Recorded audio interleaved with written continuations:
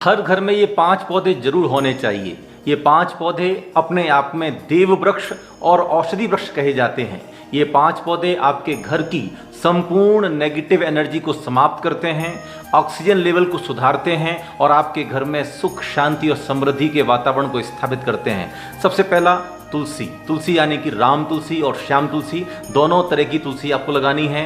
दूसरा है मीठा नीम, जिसे हम कड़ी पत्ता बोलते हैं, उसका पौधा भी आपको अपने घर में लगाना है। कड़ी पत्ते के सेवन करने से बहुत सारी शारीरिक बीमारियां दूर हो जाती हैं। तीसरा एलोवेरा, जिसे हम ग्वारपाठा या घृत कुमारी कहते हैं, तो एलोवेरा के सेवन करने से भी बहुत सारी बीमारियां ठीक हो जाती हैं और शरीर का कायाकल्प तक हो जाता है। अगला है स्नेक प्लांट, जिसकी लंबी लंबी पत्तियां होती हैं, बाजार से आपको मिल जाएगा। स्नेक प्लांट लगाने से आपके घर में किसी भी प्रकार के विषैले प्राणियों का प्रवेश नहीं होगा। और अंतिम पौधा है जिसे हम बेल के रूप में स्वीकार करते हैं, अपराजिता। ये देव वृक्ष कही जाती है।